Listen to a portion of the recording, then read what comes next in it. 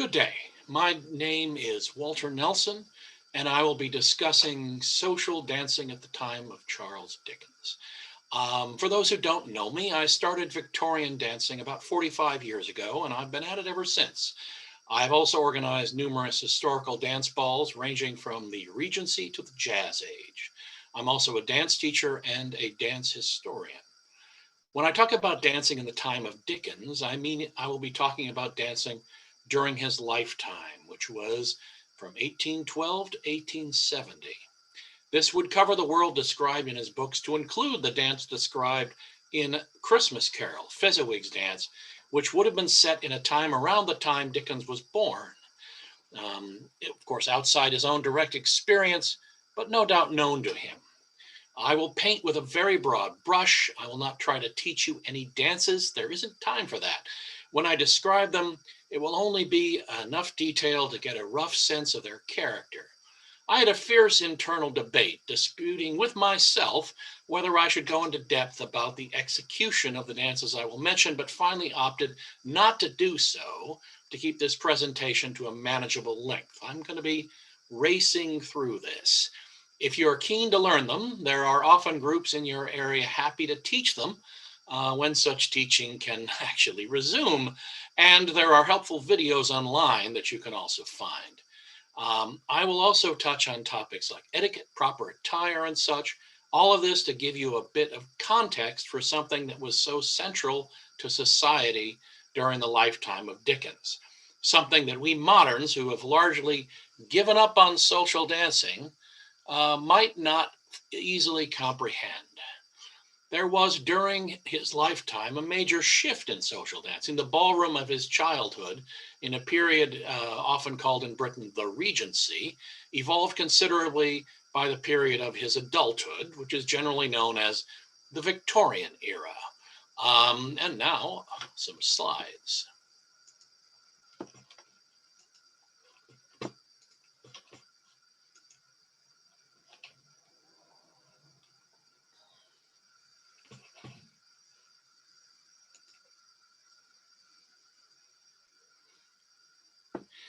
The Regency gets its name from George IV and his period as Prince Regent, while his father, George III, was alive but profoundly mentally ill.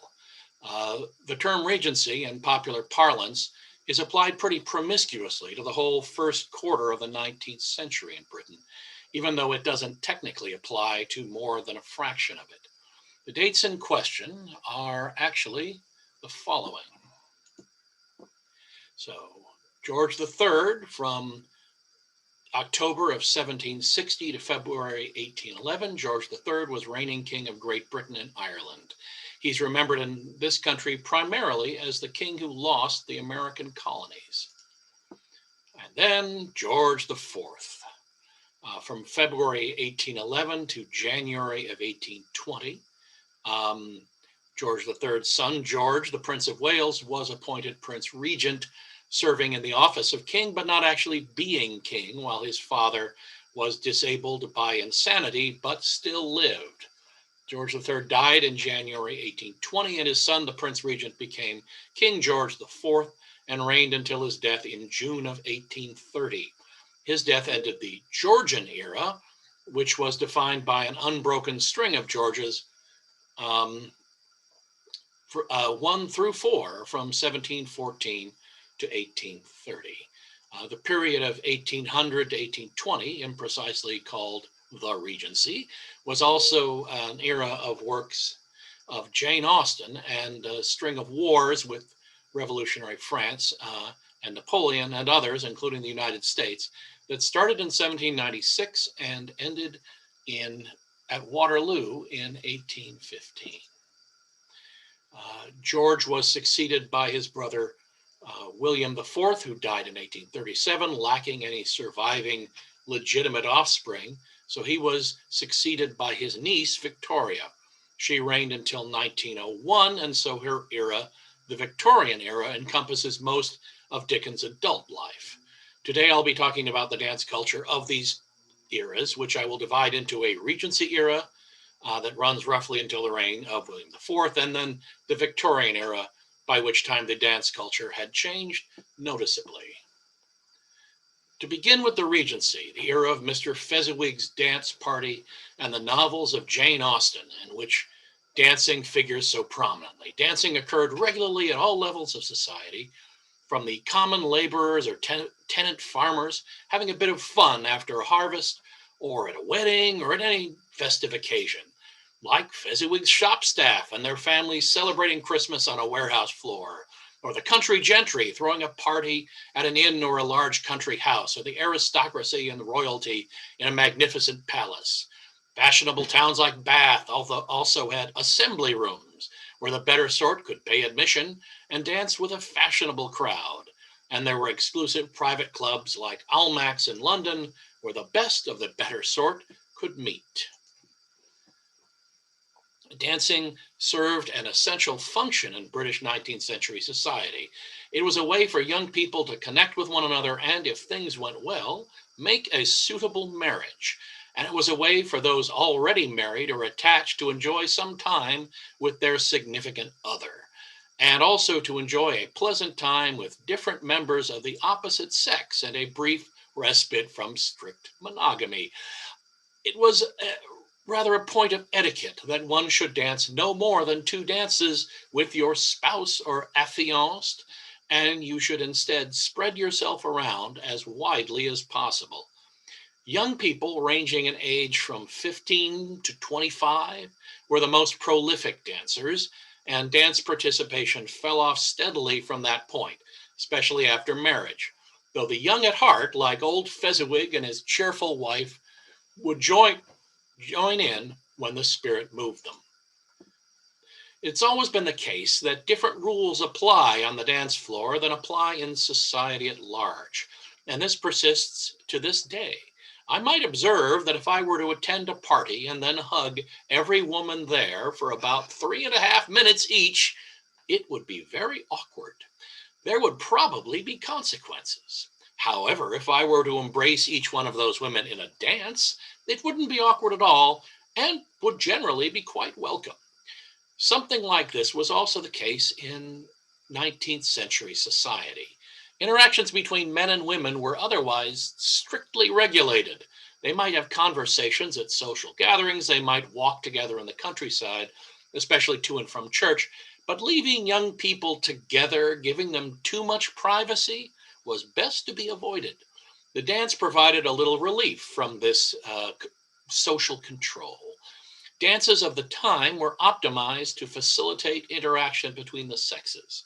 They were generally what are called set dances, which is to say people line up in a formation and then go through a set of maneuvers called figures, like right hands around or half figure of 8, while they interact with their partners and other members of the set while going back and forth and weaving in and out.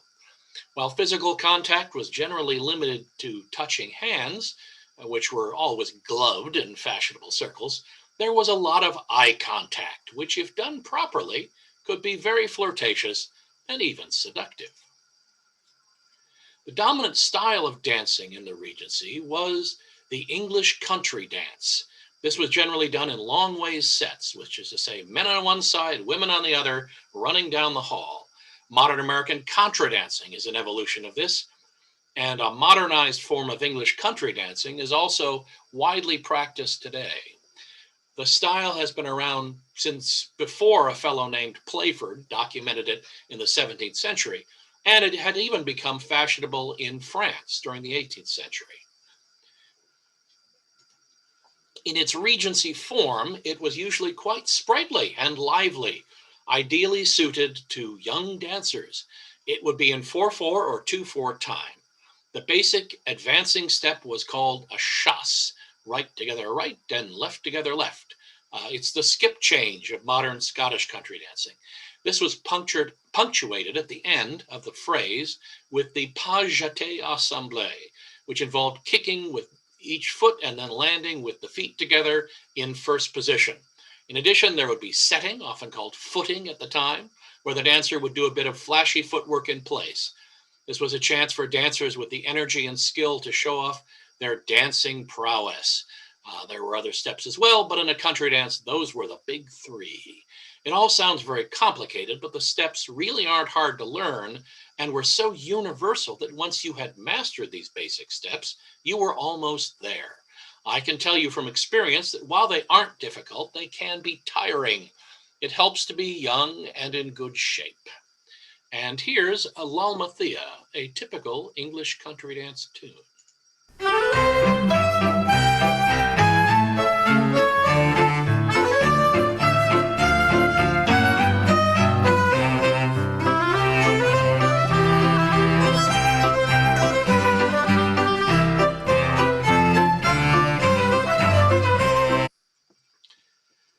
These dances are what are called progressive, which means that the couples on one side of the set move through the set to the other side, dancing successively with at least half the couples in the set by the time they reach the other side.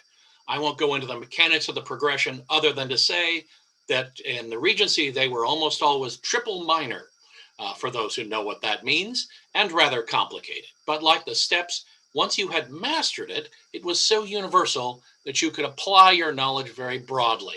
One of the great attractions of English country dancing was that it was fairly easy and mentally untaxing.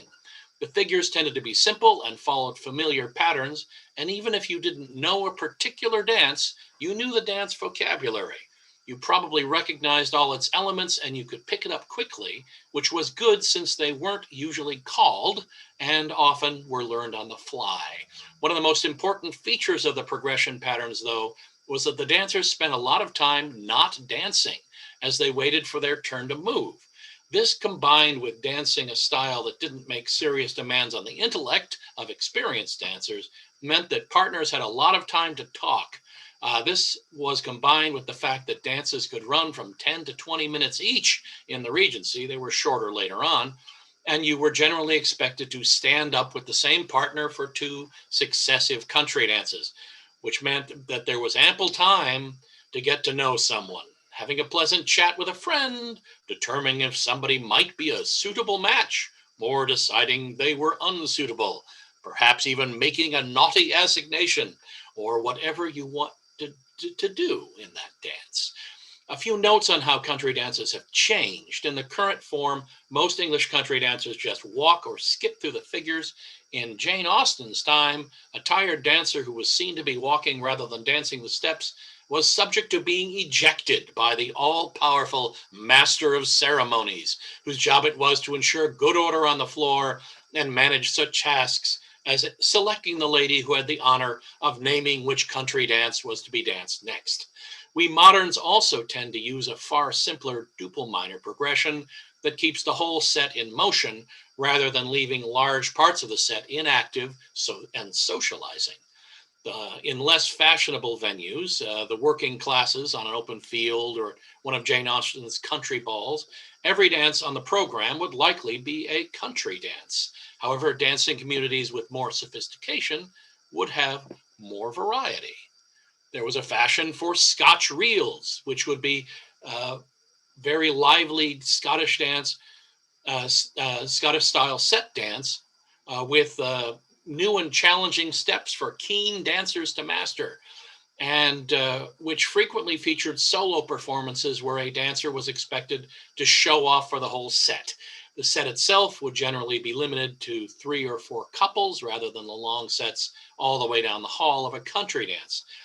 The more complex dances often had small, defined sets. They weren't democratic like the country dances, but allowed superior dancers to dance with other superior dancers and keep out the riffraff. The Regency upper crust were exceedingly fond of creating cliques and in-crowds that would look down on those who were not in that group. Dances like this were an effective vehicle for such attitudes, as they required training and preparation, and you couldn't just walk into them like you could with a country dance. Another such dance, and very popular dance, was the quadrille. This was a predecessor of the modern square dance and an evolution of the 18th century square set cotillion. It was danced by 4 couples in a square facing inward. One of the most popular of these was the Lancers, which persisted in various forms well into the 20th century. Regency quadrilles tended to be fairly complex. While they used the same dance vocabulary as the country dances, same steps and figures and so on, they would also have many unique elements that could be very fast-paced, so they appealed more to more accomplished dancers. The structure of the quadrille was generally for you to remain with the same partner in the same set as you went through 3 to 5 entirely different figures. Essentially, you and your partner and your set would dance 3 to 5 entirely different dances in a row. The usual pattern was for facing couples in the square to do a figure, hands round, change places, both women join one man, etc., followed by a chorus figure done by the whole set. And then the same facing couples would repeat it, though perhaps with the second couple doing what the first couple did, then another chorus followed by the other facing couples, the side couples, repeating what had just been done, with chorus figures interspersed. This would generally be finished once the main figure had been repeated 4 times. After this, the set would pause for a moment and then dance the second figure, a completely different dance, and then the third, etc., until they'd gone through the whole sequence. And you will be seeing the quadrille again because it was huge in the Victorian era. In very conservative and upper crust ballrooms, such as a private aristocratic affair, there might also persist one of the favorite aristocratic dances of the 18th century, the minuet. The minuet was fading away in the years after the French Revolution, but hadn't vanished entirely yet. It would soon. The minuet was a stately, graceful couple dance in 3/4 time, with the partners coming together, separating, and going through some fairly complex choreographed or semi-improvised footwork. The usual sequence was for the senior couple, the couple of the highest social rank in the room, to begin the dance, dancing a full minuet while the whole company watched them, and then successively down the social ladder until they danced quite enough minuets. And if you were not high enough status to have made the cutoff, no minuet for you. And now, it's a good time to mention one of the more popular dances of the era, the Sir Roger Coverley, which was the opposite of the complex and exclusive quadrilles and minuets, and which was specifically mentioned in the Fezziwig party scene in the Christmas Carol. The Sir Roger Coverley, this was a long ways country dance with a very simple figures, driving repetitive music and a general air when done with the proper spirit of jovial exuberance and even chaos. It was known as the finishing dance, and it was traditionally the last dance of the evening and was often joined by people who had spent the whole rest of the evening in the card room. It was danced by all levels of society. It was also around since at least the early 18th century and was the ancestor of the Virginia Reel. Speaking from experience, with the right bunch of dancers, it can be an awful lot of fun. While it was already old in the Regency, it remained a popular dance in Britain well through the 19th century, through the whole Victorian era. And here's the basic tune.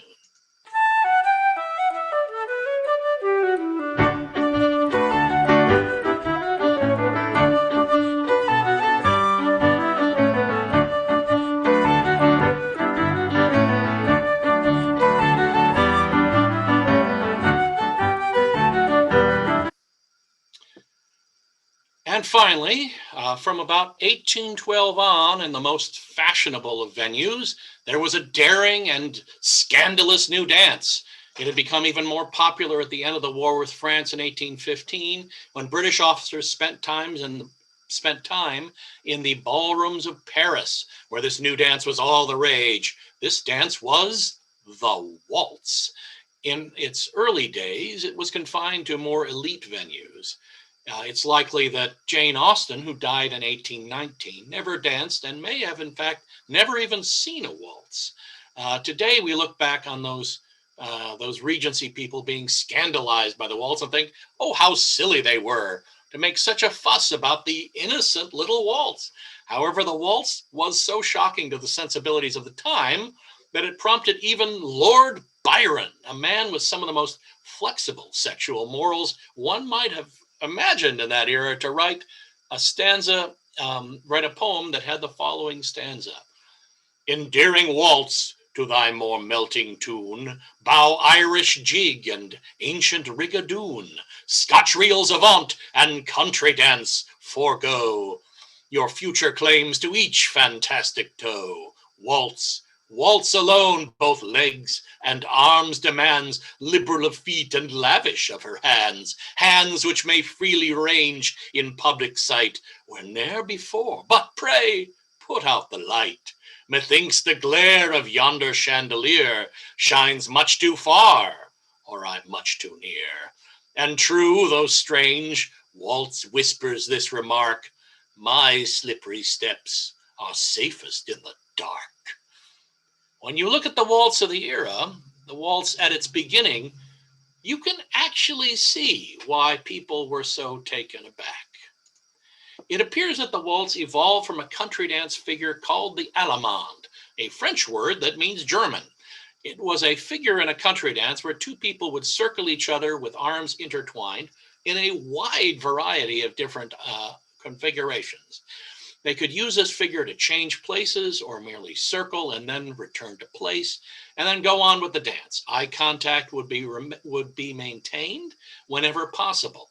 At some point in the 18th century, someone said, hey, this allemande is sexy. Let's do a dance that's just allemandes.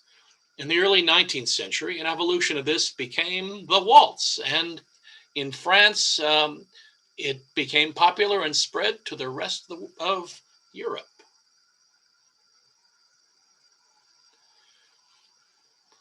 The waltz of the Regency involved a couple slowly rotating while holding each other in any number of postures, often gazing into each other's eyes. The most popular style, and the one that formed the foundation of what follows, was the slow French waltz, played in a 3/4 tempo. The couples would move in a counterclockwise circle around the room, not stopping and not passing each other, each dancing their own dance. The focus of the dance was on the postures, moving from one to another, gazing into each other's eyes, and ignoring everyone else. When you look at this, you can start to see why it might have been a little concerning. First, it shakes up the whole notion of what a dance is.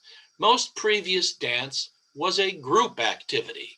The dancing couples each had their role to play in the dance. They would certainly connect with one another, but the connection was brief and was mitigated by their interaction with all of the other dancers. In the waltz, the couples were focused exclusively on one another, and their connection could be very intense, with long-lasting, sustained eye contact. Further, they weren't constrained to follow a particular dance routine. They could move how they wanted, when they wanted.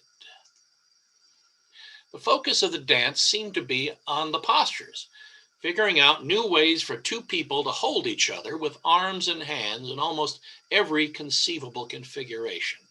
While dance masters worked hard to keep up, documenting innovations and encouraging good behavior, this dance was being invented on the dance floor by young people, experimenting with new moves and new postures and making things up on the fly with hands wandering up and down their partners' bodies.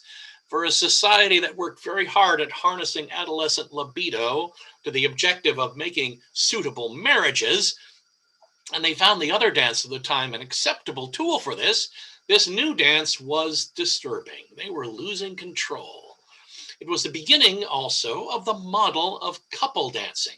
It was the starting point from whence came the polka, the foxtrot, the tango, the cha-cha, the Lindy hop, and all those other dancers where couples act independently. It changed everything, though everything did not change overnight. Because dance terminology can change over time, it should be noted that what I described, while it was the starting point of later evolutions, was not the only waltz of the time. There were other dances at the time that bore the name waltz. Thomas Wilson's 1816 description of waltzing, the first English dance manual to talk about the waltz, includes the dance I described as the pirouette waltz or French slow waltz, but also talks about the sauteuse waltz that includes a little hop, and the jeté, which was a kicking, turning version, and what it calls the German waltz, which includes some rather elaborate footwork. Further, the term waltz was applied to several set dances, sometimes in 3/4 time, or including a figure where the partners rotated. And here is a basic Regency Waltz tune.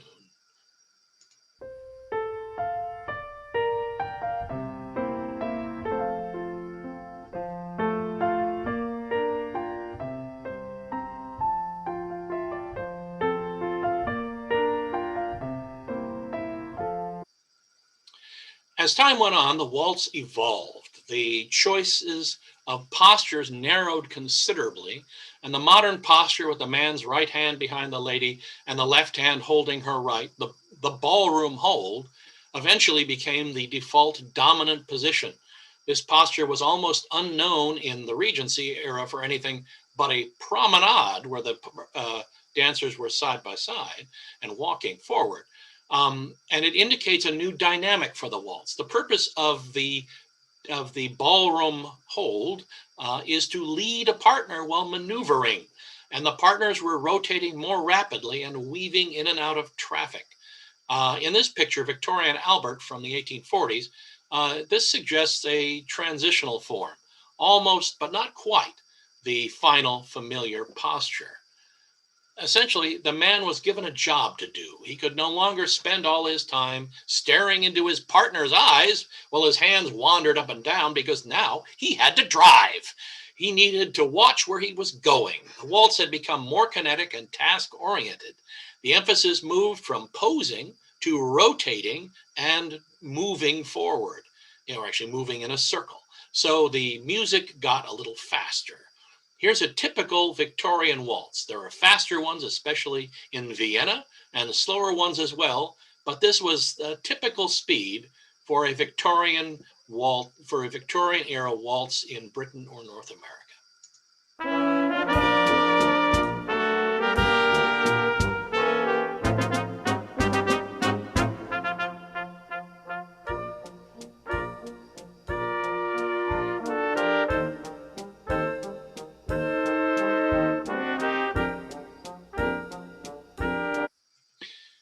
Which brings us to the Victorian Ballroom.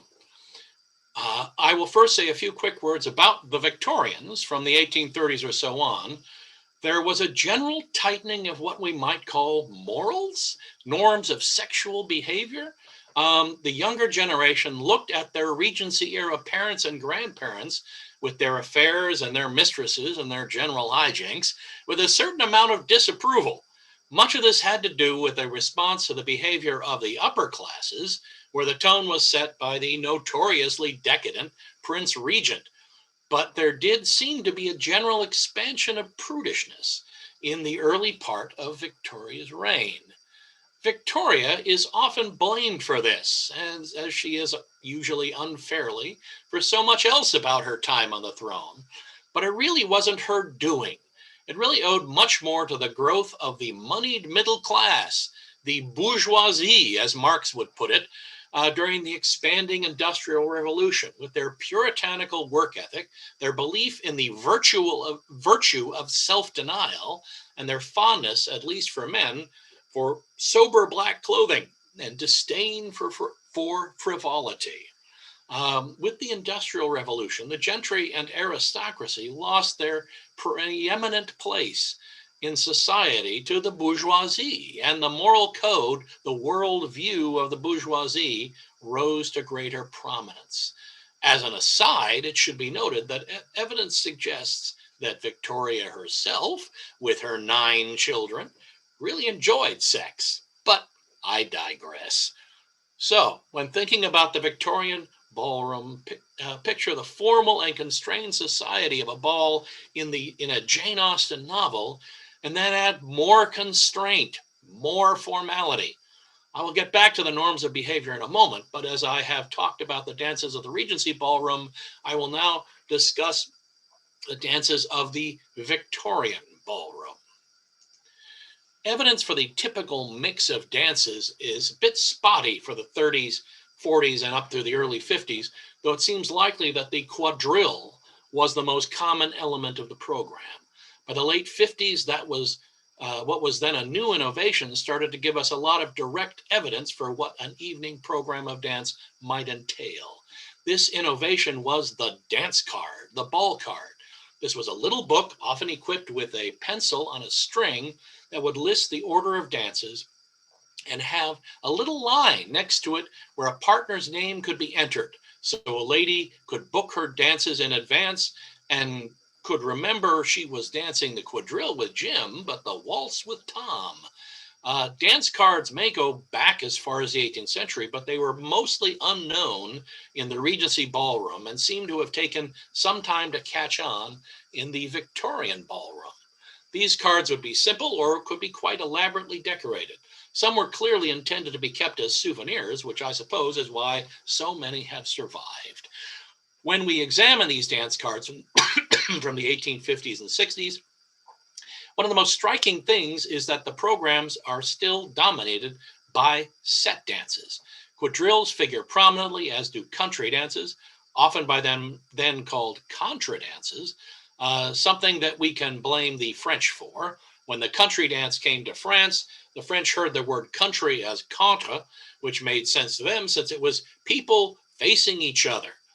So in the way of so many things, the English were using a French word to describe something that they themselves invented. Victorian quadrilles and contra dances had changed from their Regency counterparts. The basic structure remained of alternating figures, but the biggest change was the gradual falling away of the steps. By the 1850s, dancers were generally walking or skipping through the figures, and the chasse and the pas jeté assemblée had faded away with the generation whose behavior the Victorians found so questionable. Quadrilles and country dances in the fashionable Regency Ballroom were not called. People had to know them or figure them out, and that didn't change in the more sophisticated Victorian ballrooms.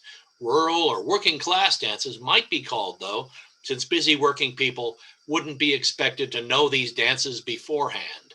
In rural America, the calling of contra dances and quadrilles, or square dances, evolved into a form of performance art.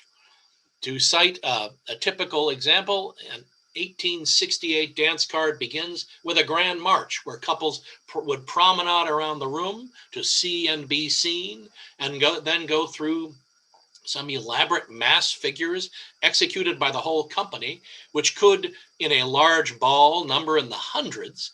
The maneuvers of a grand march could be quite elaborate, and it was a mark of skill for a master of ceremonies to be able to manage it smoothly.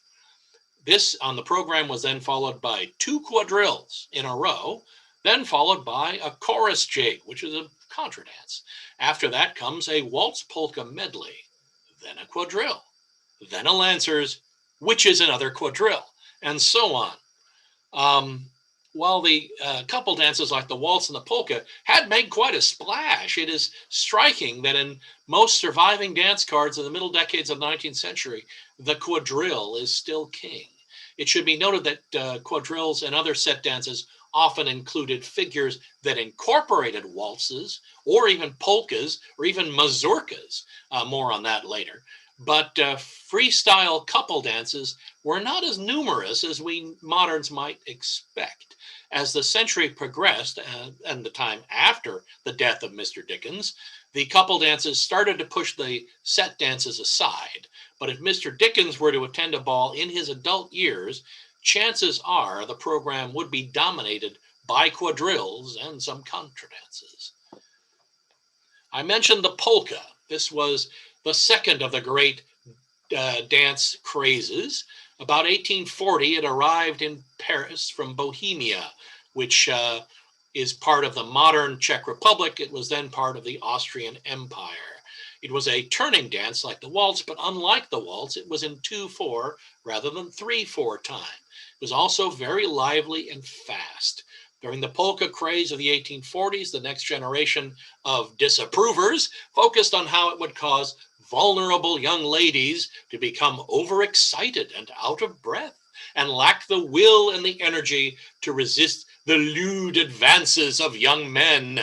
The Victorian era was obsessed with young women falling prey to the lewd advances of unscrupulous young men. Here's a bit of typical polka music.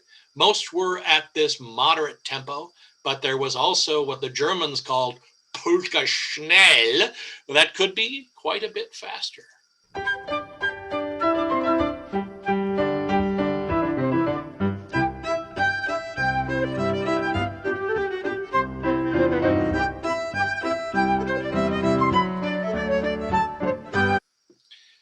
Given that dance cards were not as prevalent in the 40s as they became soon after, it's hard to know the proportion of polkas to other dances on a typical program during the polka craze, but they must have been fairly common to cause so much fuss. And then there were the occasional polka parties. The waltz and the polka made their way from the ballrooms of society's elite to every level of Victorian society. You would likely find dancers quite comfortable with them at a harvest dance, or middle class folks at a charity ball, or factory workers dancing in a church hall, or sailors dancing in a dockside dive, perhaps to the tune of "Oh, you New York girls, can't you dance the polka?" There were other couple dances that appealed to a more sophisticated palate, but were not as widely practiced by the broader society. Many of these had a major impact in other parts of Europe, but less so in the English-speaking world.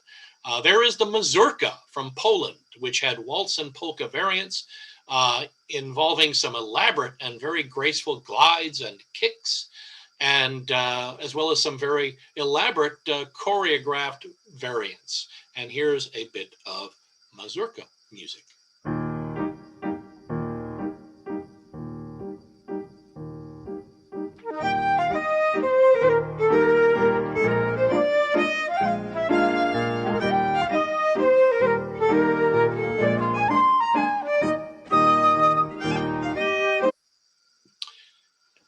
And then there's the schottisch, which had a great impact in Northern European folk dance, but and it involved running step with hops and turns and promenades and the like. It is the result of a German dance master hearing a strathspey, a Scottish country dance style, and then inventing a whole new dance to go with it that has no resemblance to the strathspey. He called it a schottische, the German word for Scottish, which then made its way inevitably to Paris, where it became the schottische, not the écossais, the French word for Scottish, but schottische, the German word for Scottish, said with a French accent. And here's what a schottische sounded like.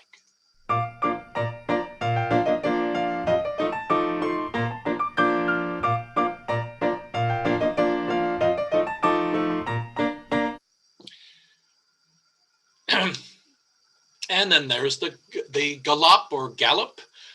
It was danced the same music as the polka, but involved a couple gliding along at high speed in a straight line without the constant rotation. 2/4 time music that was a bit too fast for a polka would often be described as a gallop, and it would sound something like this.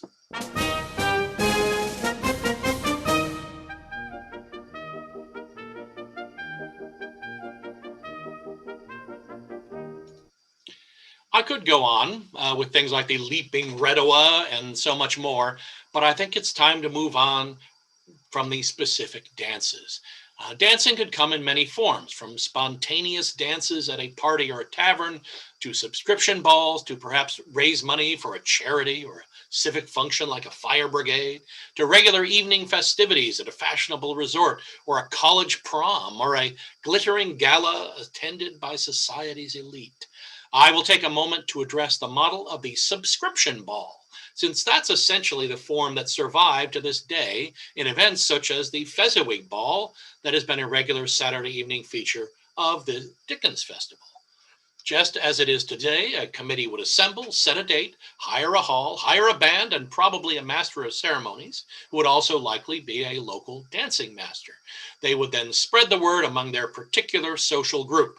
Subscription balls would generally be defined by the social class of the organizers, and people of their sort would be the main customers. Victorian Britain was very class conscious and tended to self-segregate. They would sell tickets. Generally, they sold tickets to men. A man with a ticket could come alone or could escort one or more women. Women could not come alone or in groups of women. A man was essential to the process, as he was to so many other things in the Victorian ballroom. In a private ball, there were no tickets, only invitations which could be required to be presented for admittance if it was a large enough affair that everyone didn't already know everyone else. Women would be issued ball cards, perhaps. Men usually did without ball cards and were expected to remember their engagements. I have mentioned that dancing traditionally enjoys different rules for the interaction of the sexes than would apply in daily life.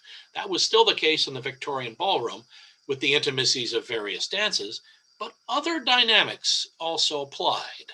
While Victorian society was formal and ritualistic by our modern standards, the ballroom was a place of heightened formality and ritual. Everyone dressed their best, and the rules were more elaborate and more scrupulously followed than in daily life. This, of course, really applied in the ballrooms of the upper classes. A working class dance would be less constrained. One of the most striking elements of the formal Victorian ball is the passivity of women. They were largely immobilized and forced to wait in place for a man to come along. While the ladies of a Regency ballroom were tightly constrained by social norms, as were the men, they played a far more active role and enjoyed more autonomy than their daughters and granddaughters a few decades later. Women would sit in the chairs around the hall, usually with their chaperones if they were young and unmarried, or with female friends. Men would approach them and engage them for dances. Women, while they might strongly hint that an invitation would be most welcome, could not ask men. If a woman refused a man for a dance, perhaps pleading fatigue, it was considered very bad form to then dance that same dance with a better partner. If a man escorted a woman to a ball, he was expected to dance with her at least once and then endeavor to find her more partners among his friends and acquaintances. It was understood that a lady did not accept an invitation from a gentleman to whom she had not been introduced. It was one of the key tasks of a hostess or escort to run around introducing men to women so that dancing invitations could be proffered.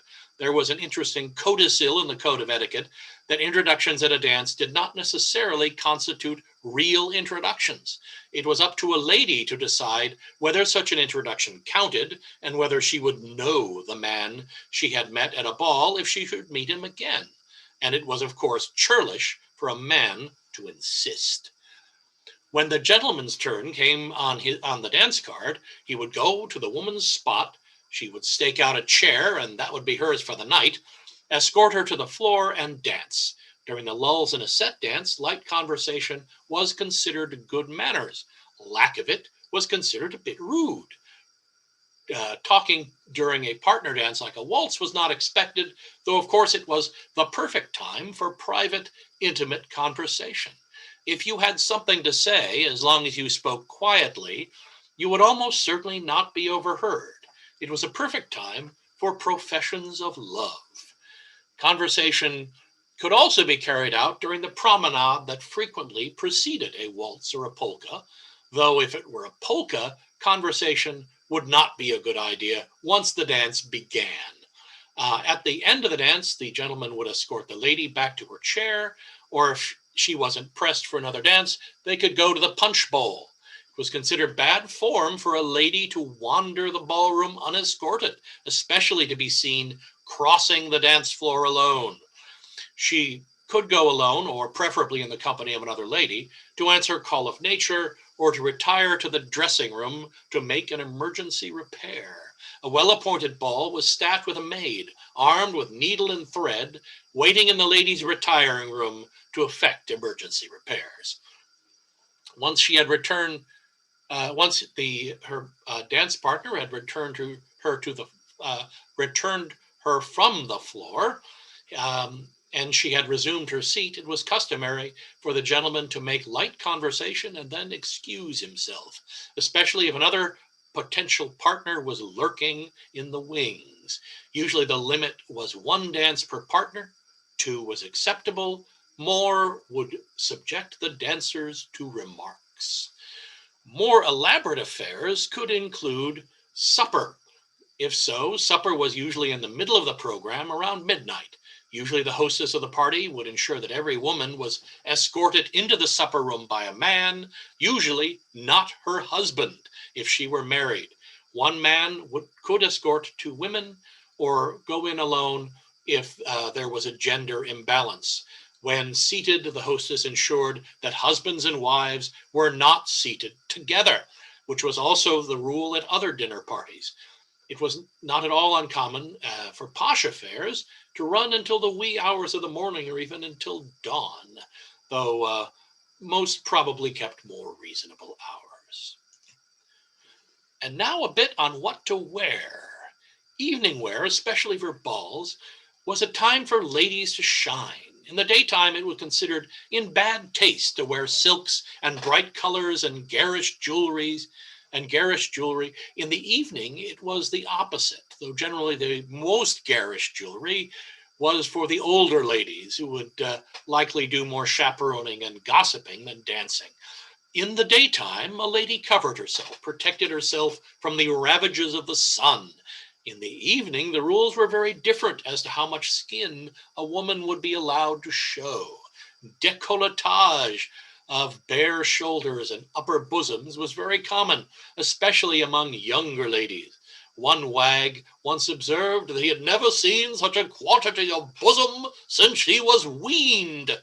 The ladies' dresses would also be very particular about following the latest fashion trend. Mr. Dickens died just before the flowering of the bustle in 1870s. So his ballrooms would have been filled with ladies in crinolines, hoop skirts, and before that, petticoats.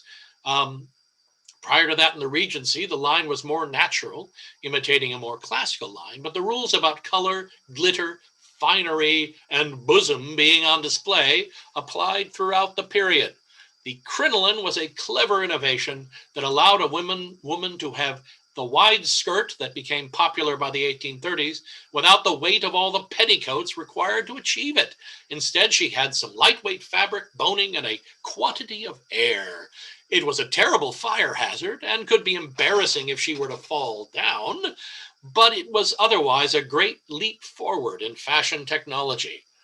It should be noted that trains were strongly discouraged at dances for fairly obvious reasons. However, the warnings one sees in etiquette books about people walking on them and the dire consequences that ensue suggest that there were women out there who ignored the warnings and wore the same gown they might wear to the opera or a dinner party to a ball. A quick note about décolletage. While I imagine a big part of it is about advertising the goods, it should also be noted that dancing is some pretty athletic exercise and heat rises. If you leave the very top of your body uncovered, all that heat that's been trapped by layers of fabric and corsetry has somewhere to go. It can help ladies avoid overheating. In addition, she would wear lightweight dancing pumps, gloves, usually in a light color, and would always have a fan for when the décolletage failed to provide sufficient cooling. The fan was not, however, has often been put forward, a semaphore device to pass coded messages to her admirers. Such a system would have required men to memorize the code and chaperones to somehow look the other way and not know the code.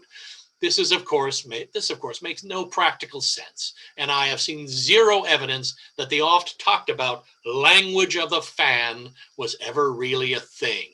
Though of course a fan could be used by a lady to communicate as part of some pretty unambiguous body language by gestures that needed no code book to decipher. And now to the gentlemen. Interestingly enough, while women were encouraged to throw off all sartorial restraint, the opposite applied to men. The trend with men's evening wear throughout the 19th century was towards a somber uniform of black and white.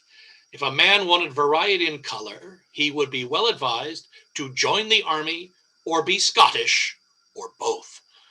The trend towards black evening wear was well underway in the Regency era, though color was still seen, especially in vests. The trend, however, was away from any sort of color or distinctive attire, and by the 1860s, color had been driven from men's evening wear not to return for a century.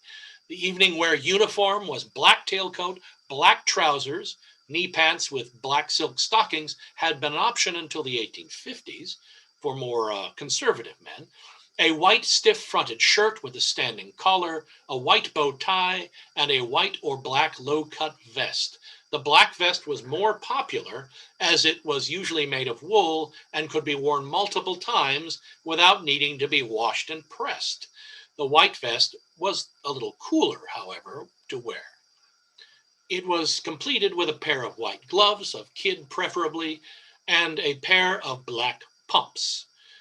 This uniform was subject to minor changes over time, with the cut of various pieces conforming to the aesthetic of the moment, but it really has survived in its essential form to this day as white tie and tails. I had mentioned the temperature regulation aspect of female décolletage, and in this outfit, there is something of a male counterpart. The low-cut vest and open coat leaves a large expanse of lightweight linen or cotton fabric covering the chest. A certain amount of heat can escape from this space. I came to this realization when wearing a wool military tunic that buttoned up to the neck. After a few polkas, I found myself really missing my white shirt front. While traveling to the ball, a gentleman would wear a black top hat with his evening suit, along with a cape if it were cold. The hat and cape would be checked at the door. Hats were never worn on the dance floor of a respectable establishment. As a side note, when you see paintings of the Moulin Rouge in Paris, well-dressed gentlemen are wearing their top hats on their heads. This is about the place. The men don't remove their hats in a place like that. They would probably never see them again if they did. The no safe place to put it codicil is an exception to the no hats indoors rule. However, if a gentleman is in a formal ball, the hat must be removed. If you are in a ballroom, very proud of your hat, and notice that you are the only person wearing one, it's not because all the other men are so intimidated by your magnificent chapeau that they don't dare wear theirs. It's because you're a bumpkin and you need to take your hat off. Women would also wear capes to a ball, and that cape would generally have a hood, and they would hang up the cloak when they arrived, of course. A well-run establishment had relays of servants to collect cloaks and hats at the door. Ladies would almost never wear hats with evening wear, even while en route to the ball. They didn't wear hats on the dance floor, and with a lady's complex hairstyle, a hat or bonnet that she would have to remove when she came in would be problematic. So no hats with evening wear, ladies. But don't worry, tiaras do not count as hats. Hat rules for both sexes were not as rigidly enforced with the working classes, though they too would generally not wear them on the dance floor if there was a safe place to put them. Regarding capes, they would be an essential accessory since the ball season tended to avoid the warmer months. So it would be very likely that the evenings would be cold or even wet as people made their way to and from the balls. One last thing, Victorians were mad for party games, and this would find its way into a private ball in the form of something called a German. Why? I don't know why it's called a German. The proper dancing would stop, and all those who were game would make their way to the center of the ballroom for some sort of frivolity that could involve a catch me if you can game, or blindfolds, or shoes being taken off, or it might or might not have bits of dancing thrown in. And that pretty much wraps it up. This has been a very fast review, packed with information, but short on specific details. In the end, I hope it will give a bit of context to the ballrooms of the time of Charles Dickens.